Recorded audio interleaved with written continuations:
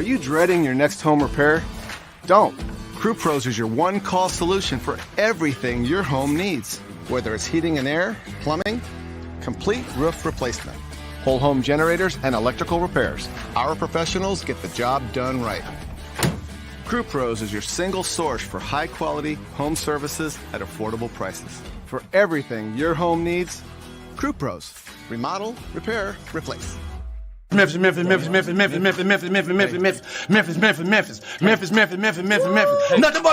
Everywhere we go, it's Memphis. Memphis, Tennessee, the beautiful land in the world. And I'm thankful for this guy who tweeted and said I don't have that fire in my eyes no more. That game right there was for him. That's what I do. I prove people wrong each and every night, and that's for him right there. Hi, this is Tom Izzo at Michigan State, and you're listening to Grizz 901.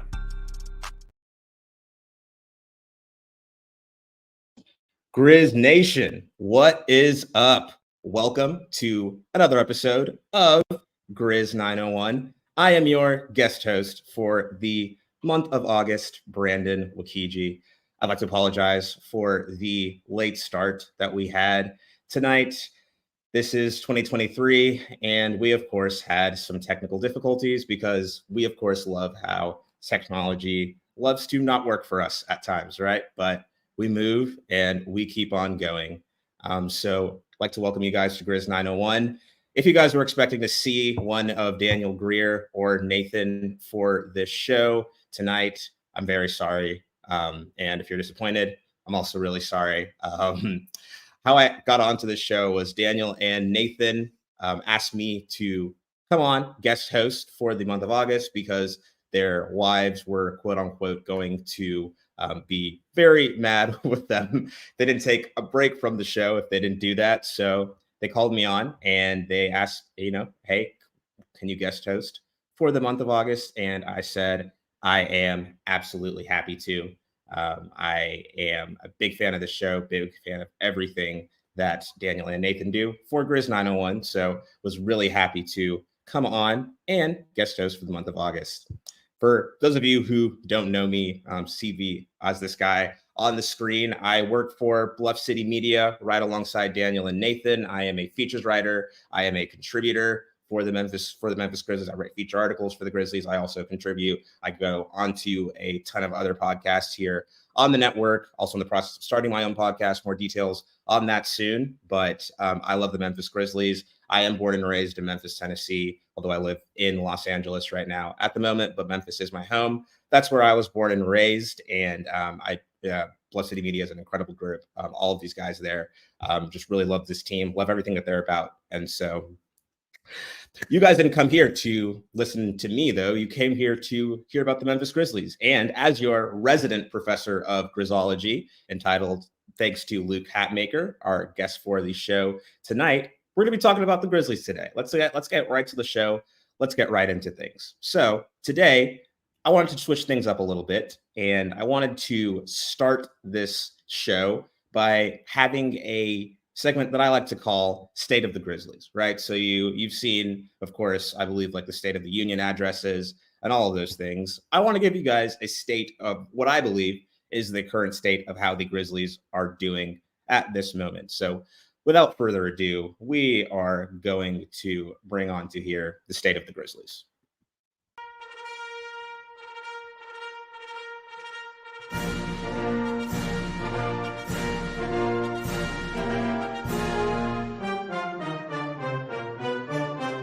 My music starts playing. There we go.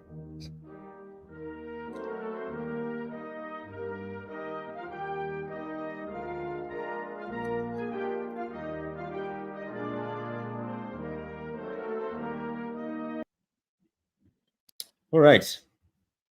Ladies and gentlemen, we're gathered here today to discuss the Memphis Grizzlies, my fellow Memphis Grizzlies fans. How are the Grizzlies doing right now? So, of course, we're kind of in a dead period at the moment, right? Your favorite podcaster, your favorite media member is probably off vacationing somewhere or doing something else at this current time. And, we got training camp coming underway in about a few weeks, right? So we're in this dead period, right? Where we don't have a lot of basketball typically going on, right? Now we have the FIBA World Cup preparing to kick off in just a matter of days, actually. Our very own Jaren Jackson Jr. will be playing in. But right now, there's not really, a ton of NBA basketball going on, with the exception of training camp coming up in a few months. So what's the current state of the Grizzlies right now? And I think if you asked anybody in this Grizzlies fan base, they'd tell you that the Grizzlies at this moment are entering this new phase, right? Credit to my guy, Grizz Company Main on Twitter. They're entering this next phase of what they want to be, right? And so we know, unfortunately, last year after that loss to the Lakers, now they're really kind of, and you heard Zach Kleiman and Taylor Jenkins in the exit interviews say, it was a mistake to triple down on youth. There are some things that we wanted to learn about the team this season and move forward with. And so now they're really taking the steps to build this championship contender and build this team that they want to be for the foreseeable future. This championship contender of sorts, right? And so the first move was trading for Marcus Smart from the Celtics and also signing the hometown hero in Derrick Rose. And so the Grizzlies are really forming that new identity for what they want to be for this next phase of championship contention. And I think what's changed now is they're no longer the media darlings, right? They're no longer that shiny, they're no longer this shiny object that the media wants to play with. And in many ways you consider that either a good thing or a really bad thing, right? But I think in this sense, the Grizzlies have come back to getting underrated. I was seeing the Bleacher Report kind of predictions for the best teams after the trade deadline, and the Grizzlies slotted in at number 10. It just kind of seems like right now the Grizzlies are that team that people around the NBA acknowledge as, being really good and being a really good team, but not quite that championship contender. And because of that, there's not really expectations on what people think or expect the Grizzlies to do next season, right? Are they going to make this huge championship push? What are these next 25 games going to be without Ja Morant? And I think with that comes an opportunity.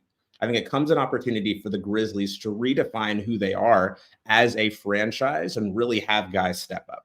We know who's going to step up, right? It's going to be, for one, Jaren Jackson Jr., who just signed, who is going to play for FIBA in a matter of a few days, has really elevated himself as one of the leaders of this team, one of the primary leaders on this team. Because with Dylan Brooks' departure, he is now the longest tenured Grizzly on the team, which is crazy to think about, right? This guy that they just drafted in 2018 is now the longest tenured Grizzly. And with that, he's taken that responsibility of really being more vocal, being more active in terms of a member on the team. And then we also have Desmond Bane coming in, who is just fresh off signing a max contract this past offseason, which elicited many reactions from the NBA Twitterverse, many of which negative, many of which positive. I think you could kind of tell people who didn't watch Desmond Bane from those reactions that you saw on Twitter regarding his contract. But I think without Ja Morant, without the superstar, the Grizzlies have a chance to really redefine who they are and who they want to be, because for the first time in a long time, the spotlight isn't really going to be on them, right? It's going to be on Jaren Jackson, on Desmond Bane, on Marcus Smart, on the new guys, on the wings that are coming into the team. And so the state of the Grizzlies right now is really one of moving into that new direction of what they want this team to be. And I think in a lot of ways, this is kind of that in-between space that you see these young teams as they move into perennial championship contenders become, right? Because the Grizzlies are no longer just an exciting young team. They're not a young core at this point anymore. They're not really that team that you think of when you think of the Orlando Magics and the Houston Rockets and the Oklahoma City Thunders of the world. The Grizzlies are now a fully fledged championship contender that's trying to make that next move into hoisting the Larry O'Brien trophy and bringing it to Beale Street and having a parade in our city. Yeah. So what I mean to say is that this is really a period of redefinition for the Grizzlies, because in a lot of ways, we don't really know what to expect out of the Grizzlies this season. We know that they're going to consistently be very great on defense because they have the reigning DPOY and Jaren Jackson Jr.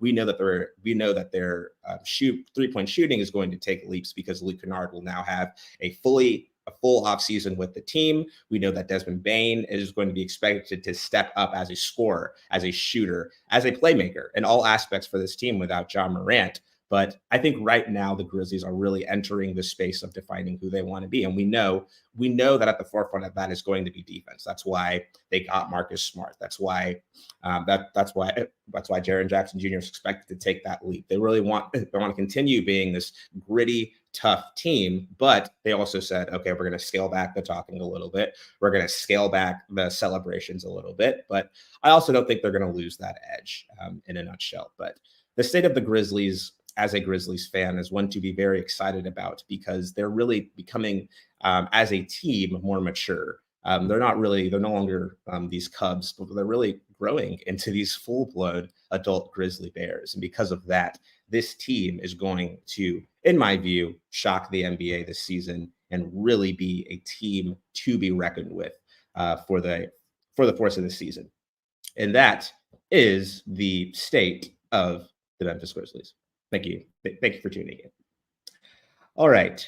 So today we have a really fun show for you today. Like I said, I'll be here the entire month of August, just talking about this team. So I have brought on some very special guests from both Bluff City Media and abroad to talk about the current state of the Grizzlies and what we can kind of expect from this team moving forward. My first guest, who is not quite entered here yet, I'm going to kind of see where he is at here. But Mr. Luke Hatmaker is going to be coming on, talking on the show with me today, just about what we can expect from not only Jaren coming in with FIBA, but also Taylor Jenkins, and what we kind of expect for him coming into this next phase of the Grizzlies.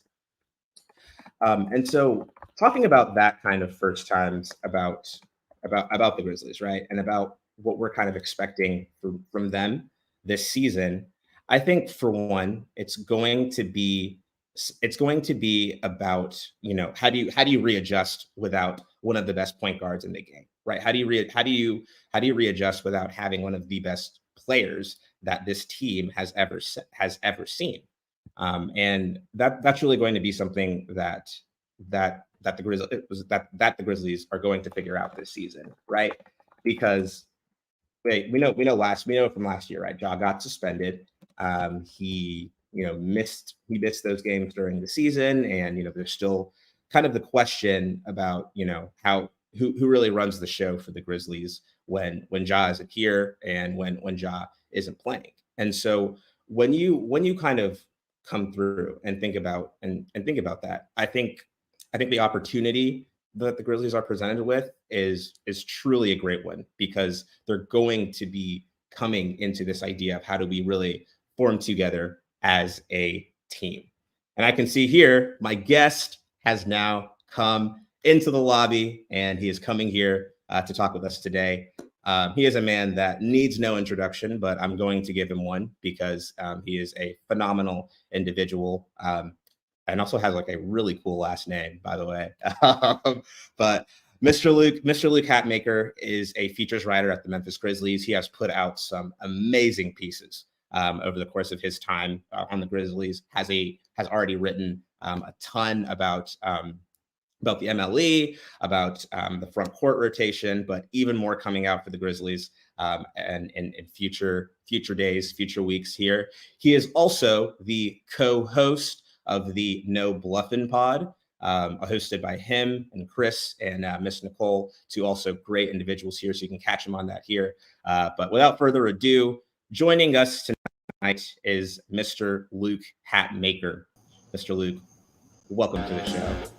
What's up, brother? That's the nicest thing, I think. That's in the top 5 nicest things people have said to me. That was real. And this is par for the course. Like, my life in a nutshell is the fact that I was just sitting in the wrong lobby for like 20 minutes, just wondering what was going on. That is my life in a nutshell. I was just sitting there watching the stream on YouTube. I was like, yeah, man, he's killing it. What's going on? I don't like it for 20 minutes. And that's just me. That's me. In a nutshell. Dude, can I tell you like what's kind of like been happening today? Like, so like my mic, my technology working perfectly fine, and then like right before broadcast, like we were having some issues, right? Like this stuff just happens to you, like because, right?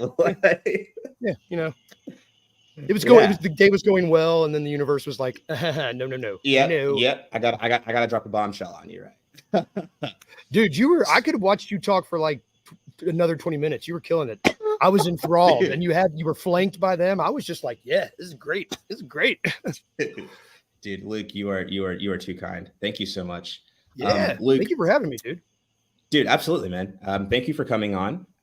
Let me get some thoughts, Luke. Give me what is your state of the union? What do you think? What are your current thoughts on how the Memphis Grizzlies are doing right now? How they're looking coming into the season? Well, give me your take on things. Man, hearing you describe it, the first word that came to my mind was transition. Like they're in a team that is transitioning to a contender, and I think they're one piece away. And I don't think it's a big piece. I think it's a small piece. I don't know who it is. It might be someone already on the roster stepping up. I don't know, but I think this team is so close. So close. I think they've got everything that they need. I think if I have to hear someone else just down Marcus Smart for no reason other than him being a season older, I'm going to poop my pants. And it makes me so mad because it's like, yeah, he's older. I don't think his game got that much. I don't know. I think we're going to have an incredible starting five. I think we're going to have the sixth man of the year. I just think we're going to be, if we don't win it, no. I'm a homer. I got to shut up. I just think we're transitioning. We're in the transitioning into a period of adults. It's time to play adult basketball and it's time to act like adults. And the team is doing a really good job of that so far. I'm more impressed by Jaren every single day. I agree. It's just, and I want to be his best friend. I know that's weird, but he just seems super cool. It's weird. I don't know.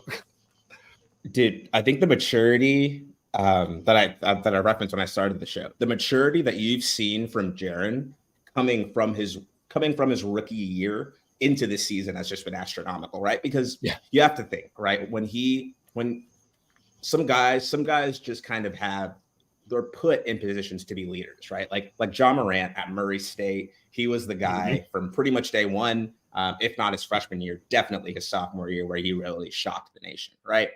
Jaren Jackson Jr., he wasn't really that, like, throughout his tenure at Michigan State, right? He was one and done.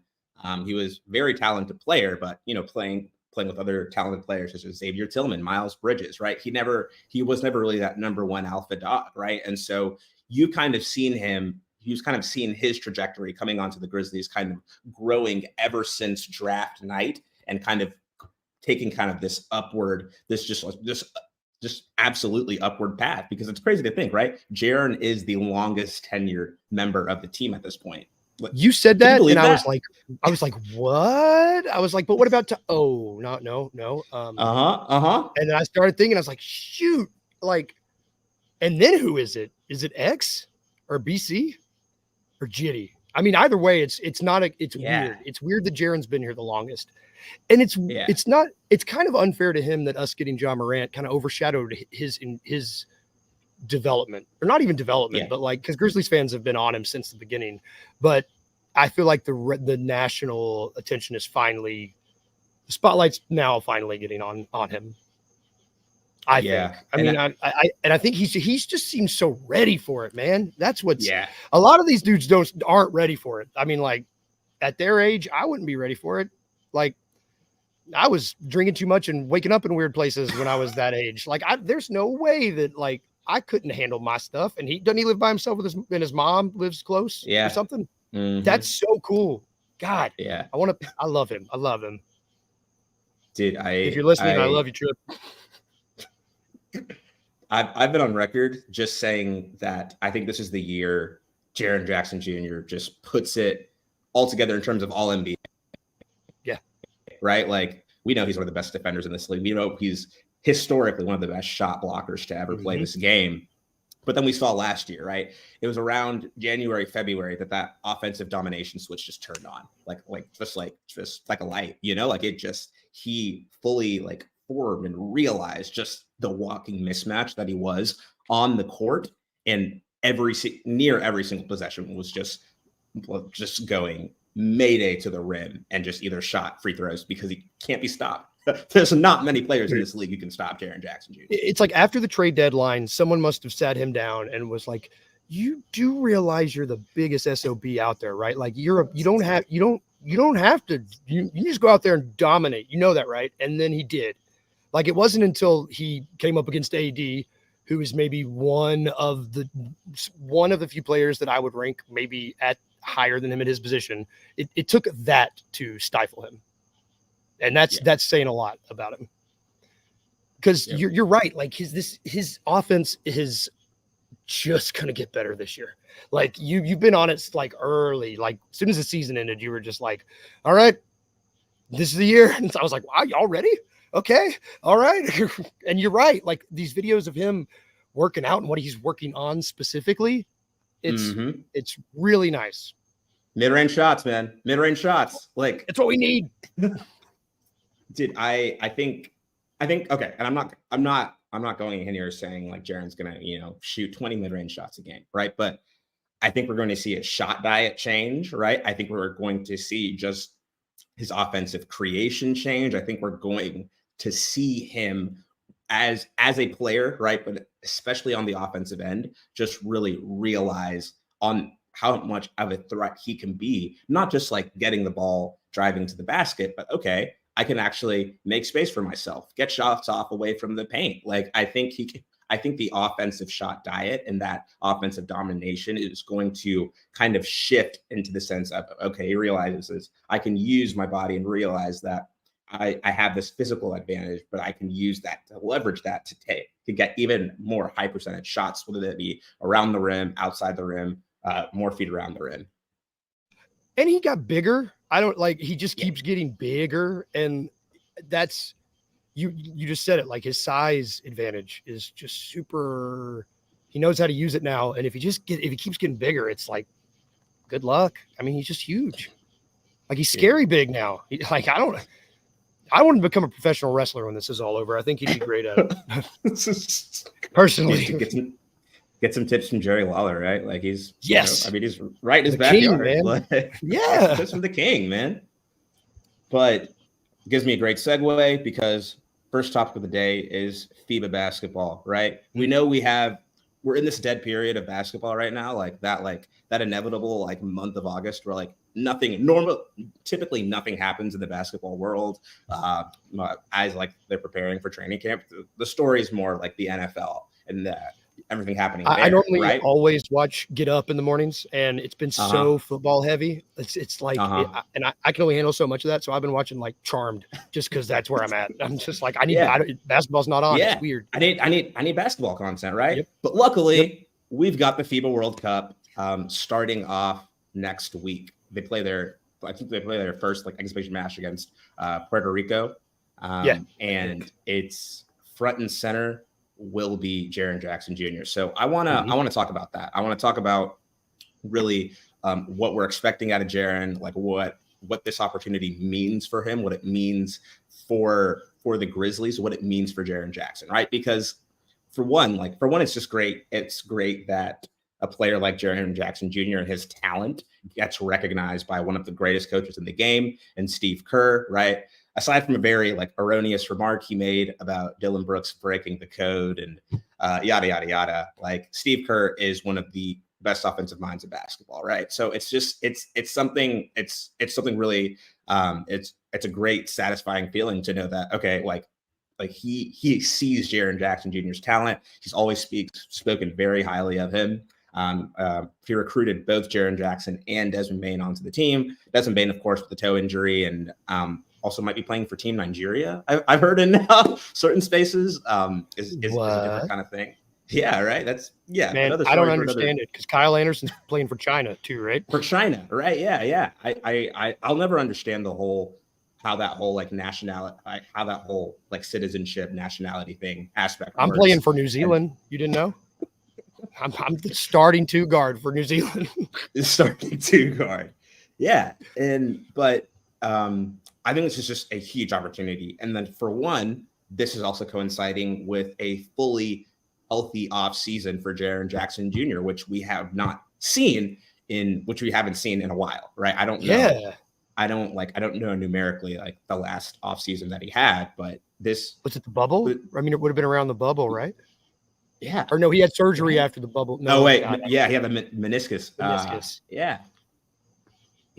Yeah, not sure, but been a long time. Been a long time, right? And so that's really my point in saying, like, I think just the combination of all of these things is going to lead to us seeing a different kind of Jaren Jackson Jr. on the court, and it's going to really, I think, like the climax of it is going to be this FIBA basketball tournament. But what are your thoughts about that? Man, so you and I were talking about this. You look at who the U.S. is bringing, and there is one center on the roster. And granted, that center's really good. I love Kessler. Like, that's a good center. But Steve Kerr's, he's smart. You said it. Like, I want Jaren to play the 5 so bad, and I think it's the inevitable. Like, that's where they're thinking of him going on the main roster. I think, like, I just think that's where it's going for him, and I think that's where he should be playing. Yeah. And if Kerr's smart, like, there's nobody else on the roster. I don't think they brought anybody. They've got Jaren, and they've got no, they don't have anybody. Nope. It's got to be Jaren. Yeah, I mean, because I think like the front, like the depth after the fact is Bobby Portis, who another great player, champion in this league, guy who knows his role, guy who dope glasses. I love his glasses. Dope glasses, right? Dope glasses. Was like the owner of all of those memes during his finals run. Yeah, he's a great player. Like, it's exactly the guy you want on your team. But I don't know if he's a starting center. Yeah. I mean, he's not going to start at center. No. And then got Paulo Banchero, another very talented player. You're not going to start him at center. No. Like, you're definitely no, they're not. No, Kerr's not going to do that. Like, based on the comments Kerr makes, he almost goes out of his way to compliment Jaren. Like, I just think that I think Kerr's salivating to have Jaren at the 5. I think. Oh, I agree. And you think of it in the sense of, right, like, I think it's going to be great for Jaren to just get another coach's perspective that he's closely working with, right? Like, so somebody can just tell you, like, okay, shoulder this guy this way. Okay. If you're trying to if you're trying to cut to the basket, like, cut this way, make these movements and you'll be even more efficient. Right. Because we know Taylor Jenkins is an excellent coach. Right. But sometimes it's just like he's never played, like, never played, like, one-on-one with one of the, like, greatest coaches in the game right now. Like, that'll do wonders for Jaren's game. And someone who's played with a lot of good players and who's coached a lot of good players. Yeah, absolutely. And then you also think about, the 3-point shooting, Steve Kerr being like objectively one of the best 3-point shooters to ever play. He can teach Jaren a lot about on-ball creation from the perimeter and how to be an even greater threat there. So I just think the opportunities are absolutely endless for what Jaren can do with this FIBA tournament. And can we also mention, like, these FIBA rules were made for nobody other than Jaren Walter Jackson Jr. I just want them to play FIBA all year, like, just so Jaren can play. I want them to release it as a game where I can play as Jaren. I just think that would be so fun because it's, you start reading the rules and you're like, is this a joke? This just feels like, did Jaren write this? Jaren wrote this, didn't he? That's what it feels like, because it feels like someone just let him write how to play basketball. Dude, like, he might average 10 blocks. Like he actually might average 10 blocks. Dude, like, it's gonna be game over. I was looking at all these other teams. I don't think anybody. The Canadian team, I'm pretty excited about, which is weird to say. But that's it. Like, I think the rotations that he can use with Jaren at the 5, like, there's some really cool combos that he can lineup combinations he can throw out there, and I think that there's enough versatility out of this team, this roster, that it's going to be hard for other teams to really answer it. No, I really agree. I remember when they first released the FIBA roster, right? I think, like, everyone's first reaction is like, man, the US might not medal. Like, like the US, like, might be out like day 2 or something. And I'm like what? Like, do you guys watch American basketball? Like, that's what I'm saying, dude. Like, you have some of the best, like you have some of the best individual just on-ball creators in the game, and Anthony Edwards and Tyrese Halliburton and Jalen Brunson. You have guys who can who are great connectors, especially Tyrese Halliburton. BI. You got BI, like you guys have guys who can create very well. You have guys who can score all over the floor. You also have some very great two-way wing defenders in Mikal Bridges, in Cam Johnson. Like this FIBA group, right? It's very young, right? I think that's the number one knock, right? It's very young, and because of all of the old-time vets, for whatever reason, don't play FIBA, but it's still a roster chock full of talent, like top to bottom. Like these, no other team has upside that can beat this. Like in terms of upside, this team is nothing. No, I mean that mix of just pure athleticism and scoring talent and defense, I think is just going to overwhelm. Like I shout out to Anthony Sane, not meddling. Yeah, Anthony Sane. Shout out to Anthony Sane. He said he talked about Kessler and Jaren playing the 5 and the 4. How are you scoring against that? Yeah. What are you doing? Like, what are you doing? Just roll the ball the other way. It's not getting in. Hate it. And speaking of Kessler and Jaren as the front court, let's talk about the starting lineup. I know you released that poll earlier this week about your thoughts on the starting lineup. What do you think? What do you think that opening day for the men's national team FIBA World Cup starting lineup is going to be? I'm going to flip flop on you because I had time to sit with your so I'll be okay. I'll go. I originally had Brunson, Ingram, Triple J, BI. Wait, is that everybody? And Anthony Edwards and Ant. Okay. But I have not been able to stop thinking about Tyrese Halliburton since that's who you said. And then I started thinking about, I love the Pacers, I think, which is weird. I think they might, I don't know. I really like that roster. And I've been fixating on Halliburton. And I think that's in terms of connection, because you were just saying that, I think he's better at it than Brunson. Okay. Yeah. After I've sat with it for a couple days, I've just kind of, You need that just like primary connector on the floor and any kind of like competition like this. You need that primary connector on the floor who can find guys in their spots, just quickly initiate the offense, run that play to get that guy the open shot. And that's what Tyrese Halliburton does best as one of the best pure passers in this league. And so I think you just have to start him at point guard. Like that's just like, you just have to do that. Because he's like the best on the roster at that, right? But then you move into the 2, right? So just for reference, I'd start Tyrese Halliburton at the 1. I'd start Anthony Edwards at the 2 because he gives you that mix of just pure strength, athleticism. If Kerr starts anybody other than Ant at the 2, Ant it's just like he's on this team to play the starting 2. It's like, come on. I agree. I think you just need that. You need that athletic punch in your guard, in your guard wing rotation, and that's what Anthony Edwards gives you. And then I go Mikal Bridges, right? Like I think he is one of the best two-way players in the game. Just coming off an all defensive team. We saw what he just did with the Brooklyn Nets. We know we saw not only the defense, but also just like the scoring upside that he showed. He was creating shots like none other.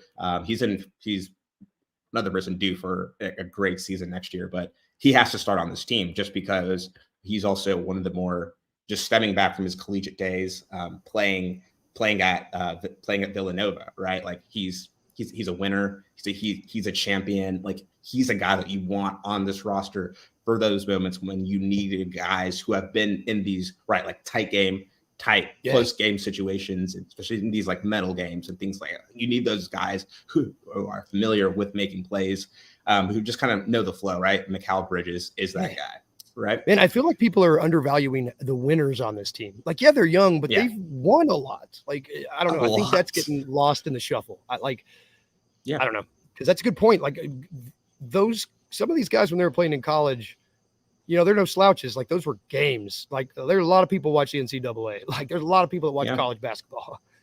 Yeah. Another guy, Jalen Brunson, right? championship, college championship player, right? Like you said, I feel like guys are really undervaluing just because these guys are younger, right? They're undervaluing that these guys have been in a lot of these situations. A lot of these guys are winners. They've won at the highest level. Like, this is going to be a really great team that I think people are really just discounting for whatever reason, right? There's a lot of maturity there too. Like, for their age, there's not really any showboating on this roster. You know, like I don't know. Yeah. The closest thing I would say would be Anthony Edwards talking about eating chicken fries. And you know what? Let him, because I love chicken fries too, and they're delicious. So, like, give the man a break. Like, that's the only guy that has any, like, this is a solid group of pretty outstanding dudes, which is nice to see. Which you should know Kerr would do that. You know, like, Kerr seems like a pretty moral dude, upstanding guy. Dude, I agree. And then we got Cruising with Chris in the chat. He finishes it off for me. Jaron Kessler at the 4 and the 5. I think the versatility top to bottom of Tyrese Halliburton, Anthony Edwards, Mikal Bridges, Jaren Jackson Jr., Walker Kessler. Like, for one, who's going to score on that team? Nobody. Like, who's going to score on that team? And then the offensive options that you have between those 5 guys, because of that, right? You can put Jaren on the perimeter. You can have him make things shake from there. You can run some pick and roll. Like, I just think the versatility that you have with that lineup is going to be great. And then off the bench, you still have some just quick offensive creators in Jalen Brunson, in Brandon Ingram, and Paulo Banchero. Josh Hart, right? Like, I think this team is going to shock a lot of people. And it's going to start with Jaren Jackson Jr. too. I think this is, like I said, all NBA season for Jaren Jackson Jr. And we're really going to see why in this FIBA tournament. I fully believe he'll be one of the best players on that floor. And like we talked about, this game is just made for him. Like, this guy the ball can be like on the cylinder. He can just swat that thing away, man. He's got to be so excited about Shit that. out of here. That's do that after he's got to be licking his chops. Just like at the thought of like just how much more open this game is for him. I hope he talks smack to these other countries too. I hope he gets chippy. Yeah, I agree. I'd really love to see like a fiery Jaren. Just, you know. Have you looked at the Canadian roster? That team's going to be tough. Like, yeah, I agree. They've got Jamal Murray. They've got SGA. They got who else? They got I guess Dylan Brooks. I'm wearing his jersey. I should shut up. Lou Dort. Dwight Powell. Kelly Olynyk. Who doesn't like Kelly Olynyk? Yeah, I think they'll be pretty formidable. Yeah, I mean, I think the USA team, of course, has its work cut out for them. Like I think basketball, with basketball becoming a much more global game, just in general, a lot of teams have gotten better. And shout out Santi Aldama, who will be repping his home country of Spain too. I am just eagerly awaiting that Santi Aldama, Jaren Jackson Jr. Dude, that's gonna be special, you know, just to watch. I feel bad that we didn't say Austin Reeves' name, but I kind of forgot he was on there. I too kind of forgot he was on that team, but he's also just someone who's going to be, you know, an option off the bench. You can get you buckets, can handle the rock, can be a pretty good six pass, man, can play make. Yeah, very good six man. And so I think you have options there.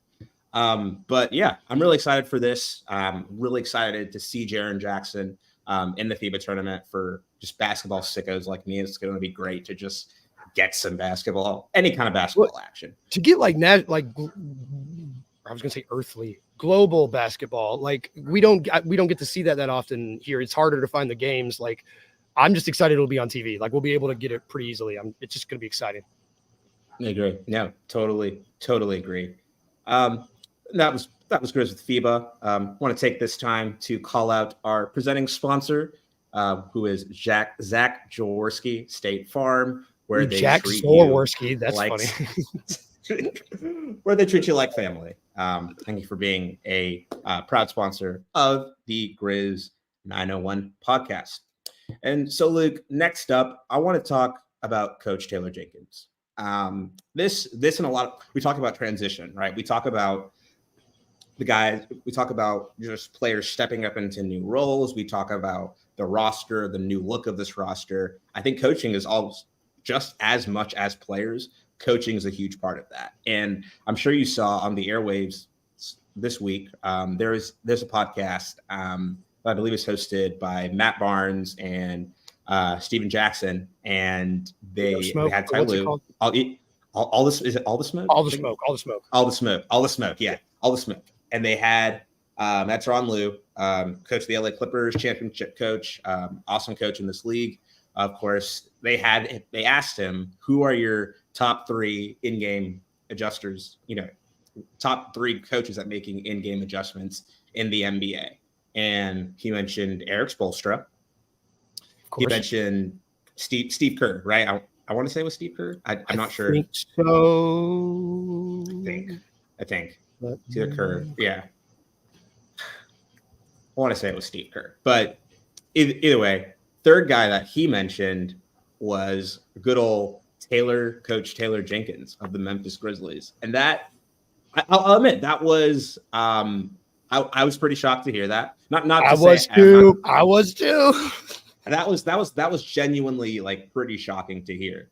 And I'm not saying Taylor Jenkins is a bad coach or anything. He is a phenomenal coach. I just learned today, actually. Shout out Prowl Towel Central.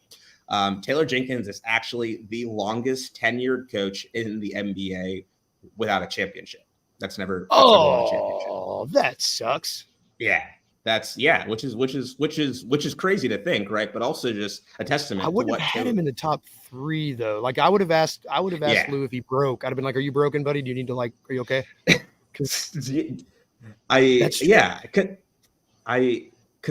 So when you talk about Taylor Jenkins and just kind of the work that he's done with this roster, for one, I mean he's done a phenomenal job. I think especially on the defensive end, he is excellent at making adjustments. I point to the Lakers series when he made a really critical adjustment. He switched Dylan Brooks. Initially, Dylan Brooks was a primary defender on LeBron. Then he switched that to Xavier Tillman. That proved to be just an awesome defensive adjustment. Like Xavier Tillman had LeBron James in actual jail during that series for most of that series. Right. I also thought he did a really good job of just kind of having Jaren that gave Jaren more space to just kind of rotate and adjust in the front court with AD, even though he had his battles, right? He still had his fair share of battles and disappointments. But with Taylor Jenkins at the helm, the Grizzlies have consistently been like a top 10, like top 5, top 10 defense in this league too. The perimeter defense, right? Like that's still a question, right? That's still something that is still pretty iffy at this point. But so I think defensively, Taylor Jenkins is an stupendous adjuster. It's just, for me, it's offense, right? Like I understand what there's personnel restrictions. Like for one, can we acknowledge that Taylor Jenkins he's been dealt a pretty bad hand, especially when it comes to having Dylan Brooks on your team. Having Dylan Brooks on your team, like that's one. No, I agree. I'm allowed. That's absolutely one. Having Dylan Brooks on your team, you also have to think about Ja Morant hasn't had a fully healthy playoffs ever since like the Jazz series, right? Back in 20, like he hasn't had it, right? Warrior series, he got hurt in the second round, and then in this past playoffs, right? He had the hand injury that he first got in the Bucks game, but then he just kind of re-injured in that collision with Anthony Davis. So, and then of course we got to add Steven Adams and the knee stuff, and Brandon who I think is still out with the same knee injury. I think they haven't updated us yet. I'm bitter about that. I'm sorry. Yeah, weird situation all around. I don't know. I mean, all accounts from the front office are like he'll be ready to go opening night. Like he'll be ready. But he looks incredible. That sure of him. He looks great. He looks great. Yeah. You see him like partying on these like different islands. He looks fine. Like the knee looks. I want his life. So, I want his life. I absolutely want Aquamane's life, bro. Aquaman. Like it's got to be a stellar life. But I mean, Taylor Jenkins has been dealt a pretty bad hand when it comes to the playoffs. Like we have to acknowledge that, right? Like you need talent to win. The playoffs have generally been like a war of attrition. The healthiest team like the healthiest team wins, right? And Taylor Jenkins hasn't had healthy teams. That being and said, he's also not had a good Dylan Brooks since that Jazz series either. That was the last series that Dylan shot the hell out of the ball. I agree. I was so hopeful that Jazz Dylan Brooks would return in that first round, but nope. All things aren't meant to be. But that being Dylan said, Brooks is dead. that Dylan Brooks is dead. The ghost of which is now in Houston. R.I.P. I'm rooting for him. But I mean, all these things being said, with the injuries and with the roster limitations, right? The Grizzlies still struggle. They still struggle to score pretty consistently in the half court. The 3-point shooting, aside from Desmond Bane and Luke Kennard, is still, getting guys good looks, getting guys open shots in this offense, still something that, hasn't really, is still kind of slow to develop. Free throws, horrendous. Free throws, horrendous. Free throws, horrendous. Just in terms of his in-game kind of rotation management. He has this thing where he tends to take out guys that are going on heaters, like Jaren. I can count multiple games. Jaren Jackson Jr. was just dominating, had double-digit points in 4 minutes or something, But Taylor Jenkins, he's just and his calculator click, as someone on Twitter likes to call him, it's just okay, shut him down. He's got a strict minute management, So when you talk about that, right? And I'm gonna toss this over to you in a sec, right? Mm-hmm. What do you want to see from Taylor Jenkins this season? What growth do we want to see? What do we kind of want to see that Taylor Jenkins, has changed as a coach? Because we have to consider, right? We got faces leaving. I'm gonna hopefully I don't mispronounce this. Darko Rajakovic. That's better than I was going to say. Yeah. But he was key in the development of a lot of these players here. But we got some guys coming on too. Patrick St. Andrews and Anthony Carter. I was blanking for a sec. But what do we want to see out of Taylor Jenkins this season to really kind of, I guess kind of comfort your mind that he's the guy to really take this Grizzlies team to a championship eventually? So I'm just going to sound so silly. I'm going to need him to be a good listener, because he's going to have to listen to he's going to have to listen to these guys, because I don't want to change anything that he's doing, because here, and it makes sense. He's an economics guy. He's a numbers guy. He's going to be good at adjusting. He's going to be good at analyzing problems and finding a solution. That makes sense. But he's not going to be the dog that tells Dylan, "Hey, stop shooting your 19th three, please." We need to let him listen to the guy that's going to do that. I feel like that guy has to be someone that's played before. I think that it's going to be tough. And I know these guys respect Taylor, but I think that respecting their coach and listening to someone who's hooped before is very different. And I think that Carter was brought in to be that, other than the development guy, he's going to be that player that has been there, who's been around the league and who the league likes, who they'll listen to. Or maybe that's going to be Marcus Smart, but Taylor's just going to have to listen. He's going to have to listen to these voices around him and just don't be stubborn. He can be stubborn. Don't be a Budenholzer. It got him fired, Don't do that, because we like you here. But if you're not going to do that, if you're not going to go make these dudes go shoot free throws until they make 40 in a row because they are the dead last in the league the entire season, but you got to be tough on these guys sometimes. Yeah, I totally agree. I think the backbone, right, is something that I'd like to see more of from Taylor Jenkins. And I'm not saying he needs to be this no Mr. Nice Guy, just strict dude, because you don't, there's a balance to everything, right? But I go specifically to that Lakers series, right? And Dylan Brooks just consistently just shooting tornadoes game after game after game. And you just saw Taylor Jenkins do what?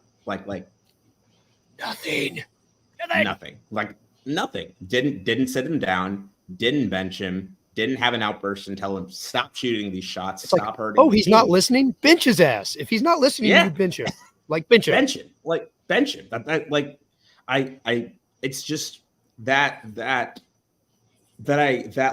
vocal criticism, right? That you need a coach to have when you want a player to play a certain way. I think it's just something that's been slower for Jenkins to adjust, and that's why I love the Anthony Carter signing, because it's going to be just Anthony Carter has played in 7 playoff series over his NBA career.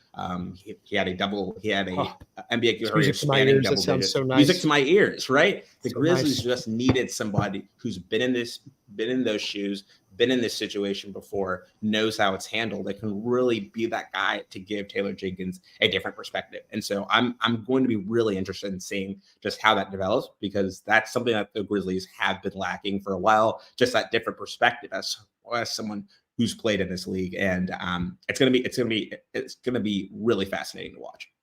Like, I don't even expect to be the 2 seed again. We can be a 3 seed or a 4 seed. I just want to see him show growth.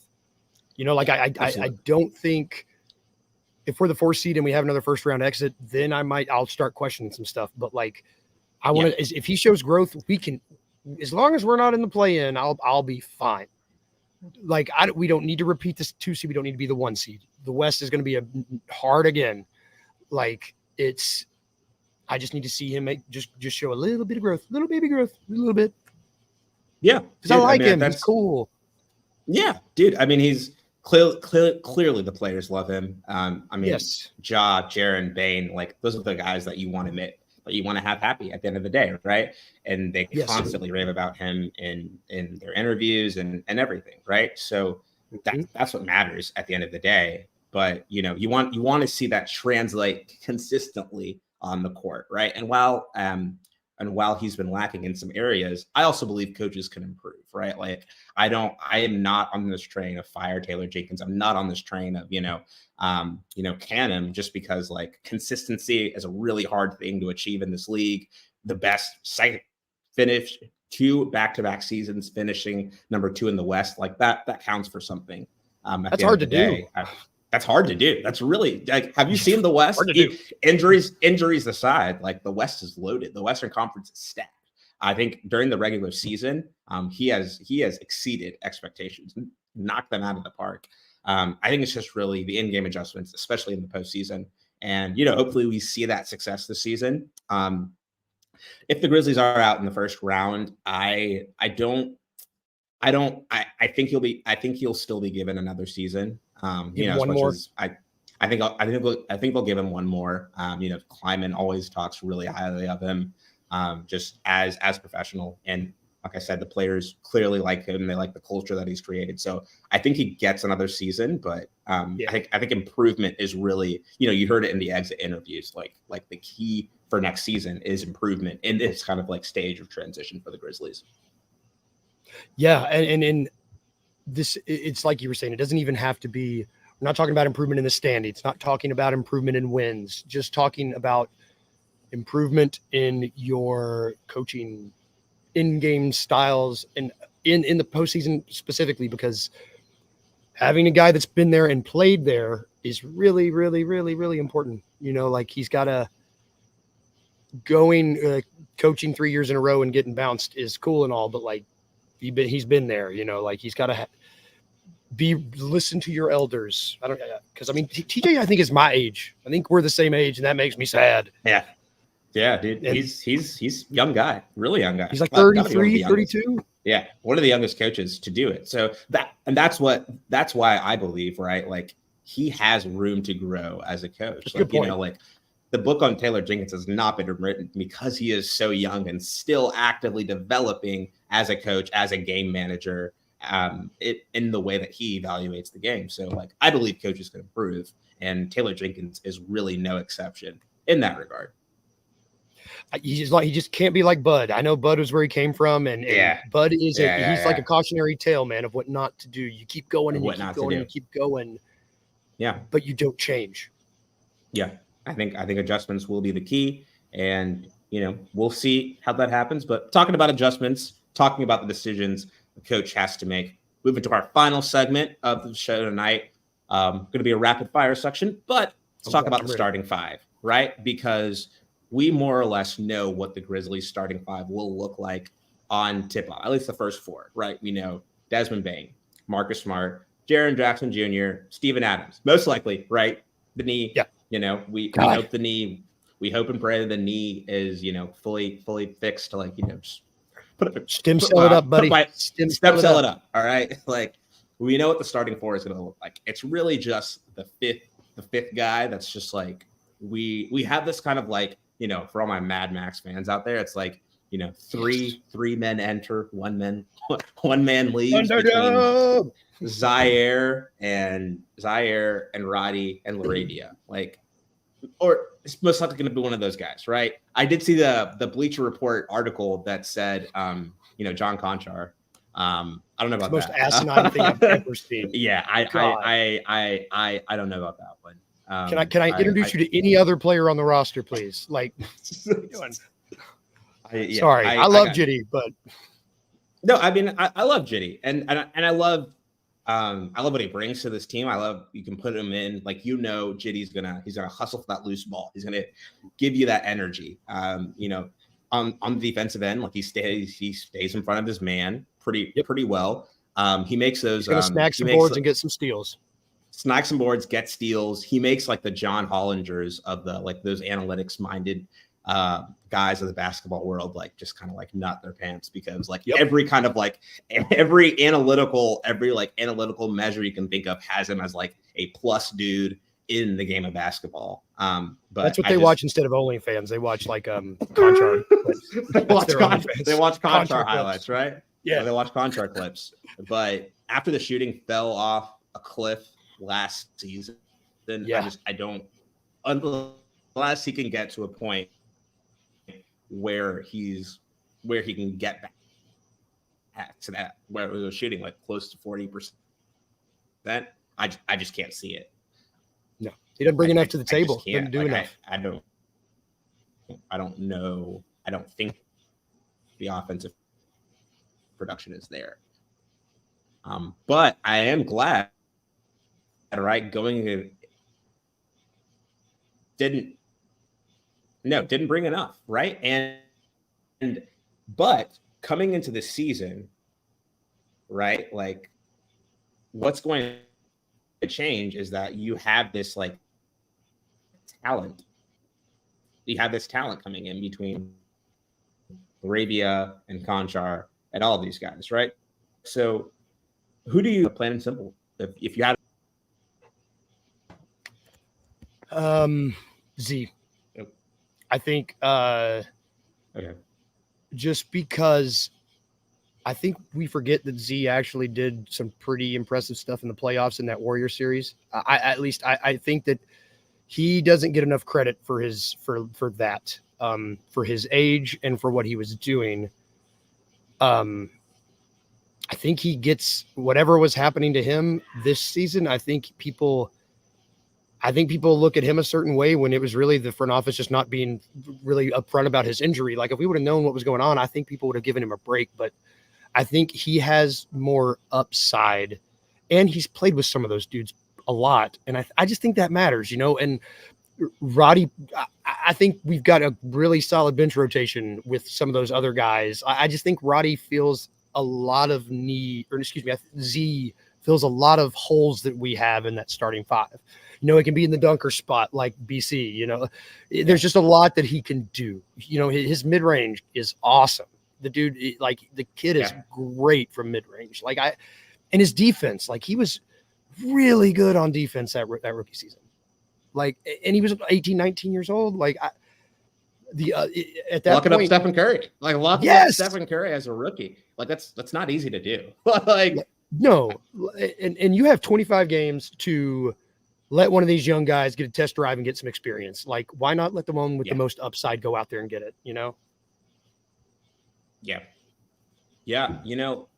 I agree with you, right? I think especially you consider Zaire as just kind of rolling contract, right? He's coming into the third year, after which he's going to become extension eligible. If I had to put money on it, I don't. I don't think the Grizzlies are going to extend him, at least not immediately, right? Like They can only do one of their that. picks. They can either do him or Santi. You can't have two rookies on your roster with an extension, right? Isn't that the new rule? Oh, really? I think you can only have one guy on an extension per class, I think. Oh, because there was something with the Benjamin's trade where they couldn't get him off the roster because they had two guys on an extension or something. Okay.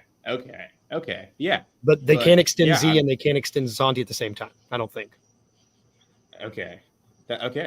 Really? I mean, think. I mean, just like you said, like this is do or die for Zaire, like point blank. It's do or die. Simply because like they got too much talent in the wings between Roddy and Laravia, Vince Williams, like it's do or die. Vince Williams, man, who looked great in summer league, right? Like I love Vince. I love him. I wish he could be on this roster, but like he just next season. He'll be fine occupying the other two-way. Like he'll be fine in that. I think his future though, sky high. But I mean, I think it's do or die, and you got to see what you have out of Zaire.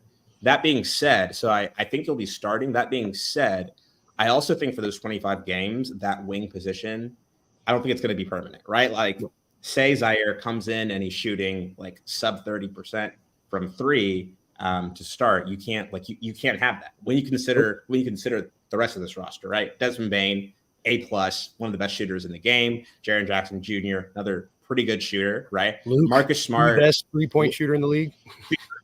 Right? That's why I think Luke's coming off the bench because you need that. You need that scoring punch. You need that off the bench. You need the quick. Dude, Luke's gonna blow up this season. I can't wait. Oh yeah, dude. I agree. Yeah, I agree. Six man of the year, right? Six man of the year. 6 man of the year. Yeah, 6 man of the year. But honestly, to me, right, the key to locking down that 3 spot in the Grizzlies starting lineup is going to be whoever can shoot the 3 ball consistently the best, because outside of Desmond Bane and Jaren Jackson Jr. and Marcus Smart, right, like you don't really have like 3-point shooting strength. And so if Zaire comes in shooting like 25% from 3, like he was doing last season, put Laravia in, I liked Roddy for that spot, but I had to think about the height limitations. Roddy being 6'4", Desmond Bane just being a little bit taller than that. Already, guaranteed to start Marcus Smart. I think they're going to opt towards more height in that wing position. Whether that be Zaire or Laravia. So I that's why I don't think they put Roddy there, just because the height is going to be kind of a concern at that point. But yeah, I mean, I think it's going, hopefully Zaire can show an improved shooting touch, like his rookie season. I forget exactly what did he shoot? I got those numbers. Yeah. Let me pull it up. But I think it's going to be who can shoot consistently the best. Zaire shot the ball. Zaire Williams shot 30. Is this right? 31%. Yeah, it's not great. But he shot the ball 63% from 2. Okay. And he hit really clutch threes in that he did. Timberwolves. What were the playoffs? I feel like he was better in the playoffs. Yeah, I definitely feel like it was better. Like he shot. Well, no, it's about the same. He was 75% from 3 in the playoffs. God, he's money in from 2. Okay, word. Yeah, and I've seen him working this season. I'm not going to get into the whole Zaire summer league thing because that's been beaten like a dead horse. But I mean, I've seen the videos of Zaire working this season. Think he has the right mindset. It's just a matter of, the Grizzlies have to see it on the court this season, or else like there's just simply too much other talent on this roster for it to happen. And I see in the comments here, mid-range specialist. Really, I was going to say he's our best mid-range shot guy. That his rookie year. I think he's absolutely mid-range specialist. You also consider he hasn't played a lot of minutes with Steven Adams. Shout out Steven Adams stats. He showed like the minutes distribution for Zaire and Steven Adams. Like it hasn't happened because of injuries, right? But I think playing next to Steven Adams will open up his game so much more. You think about Steven Adams' work as a strong screener, as a shielder.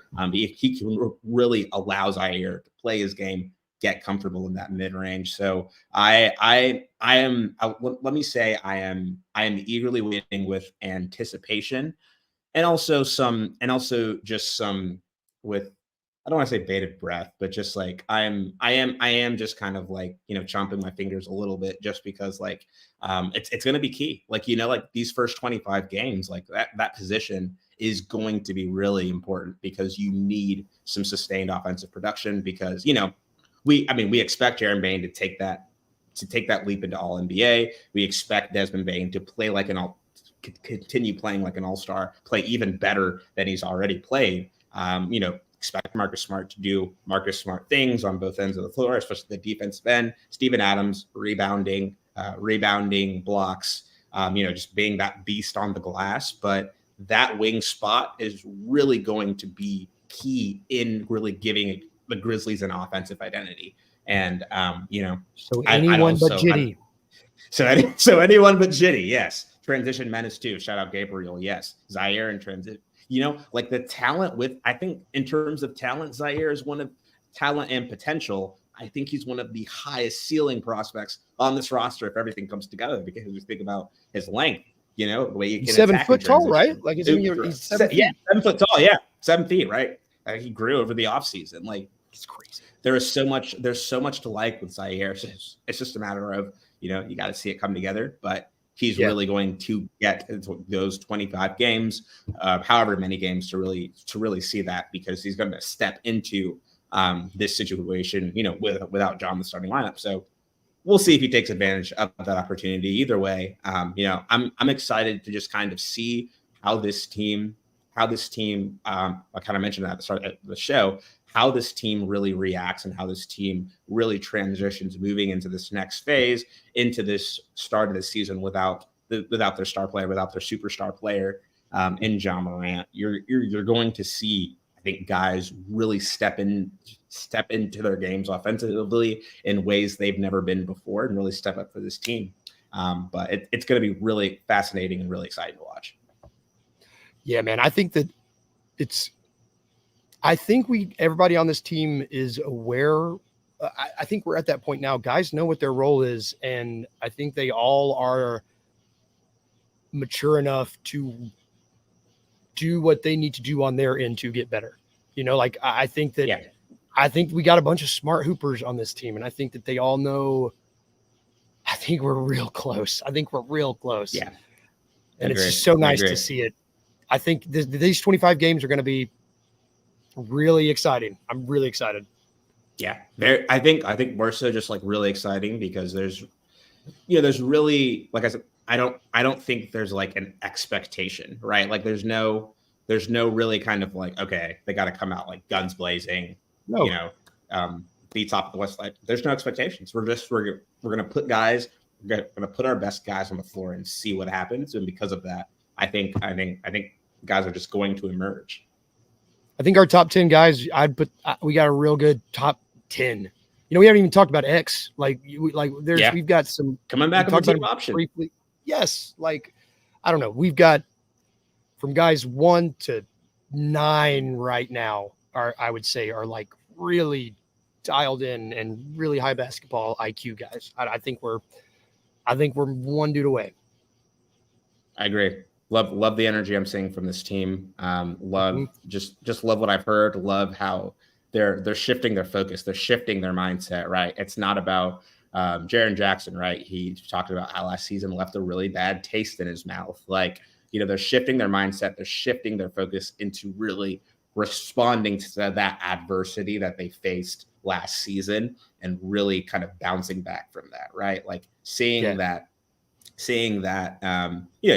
you can call it a failure if you want to, but just kind of seeing what happened, not meeting those expectations of last year, and really seeing, okay, how do we respond? Like our backs were against the wall, how do we respond now that we have this kind of like new team to kind of start off with this season? So gonna be. They could have taken like a victim's mentality, like, oh, everybody hates us, no one likes us, and like they could have done that, but instead they're like, They're like, cool, we're going to go get really good. And then we'll come back and we'll show you guys. It's just cool. It's mature. And it's funny when you get Dylan Brooks out of a locker room, the maturity that people, it's kind of nice. Yeah, dude. Really funny, man. But yeah, I'm always going to be watching. Luke Hatmaker, thank you so much for coming on. You got anything that you want to plug for the viewers of this show coming out? I mean, if I'm worried that I've got a front court piece dropping that has us getting rid of a player that I think is going to make an angry mob come after me. And so please be nice. Oh, no. I just think it's the best option. I think if you were on the other team, I just think I'm not going to spoil it, but okay. It was a really long piece, so I split it up into 3 parts. So it's a business at the end of the day, right? Yeah, it's a business at the end of the day. It's a business. And Luke, I also want to shout you out because for those of you in the audience who may not know, Luke Hatmaker is also, aside from being an incredibly talented writer and sports analyst, basketball analyst, he's also a very talented actor on the stage. Currently performing in a feature production. You want to tell us about that too, Luke? Yeah, so it's an Australian playwright wrote it. It's called Things I Know to Be True. It's about 4 adult kids and their parents and the terrible year they have. Awesome. We've been ending the play and people have just been openly weeping, so it's been really fun. Oh wow! So okay, if you want to cry, come to Nashville. Yeah. Okay, awesome. All the Nashville folks, please check Luke Hatmaker out. He is truly a jack of all trades. But Luke, thank you so much for coming on to the show. Thank you so much for talking to us. We can do this all day. I mean, truly, we could do this all. Like, you guys should see our text conversations. Like, we could actually do this the entire night, not skip a beat. The sun would just come up behind me and be like, woo. Yeah, like we could just be here all day. If this wasn't a live broadcast. But Luke, thank you so much for coming on. I appreciate it. Yeah, brother. See you, man. Thank you guys. Thanks. And thank all of you for hopping on to the first week of Grizz 901. No, we had a few complications there at the start, but you know what? As Grizz Company Main says, we move. We'll be back next week with a very special guest, Francis Carlotta, also part of the Bluff City Media Network, will be joining me on the show. But thank you, all of you guys, for listening, for joining. However you may have joined tonight, whether that was YouTube or Spotify or any of those other platforms. Thank you guys for listening to Grizz 901. And until then, keep on grinding.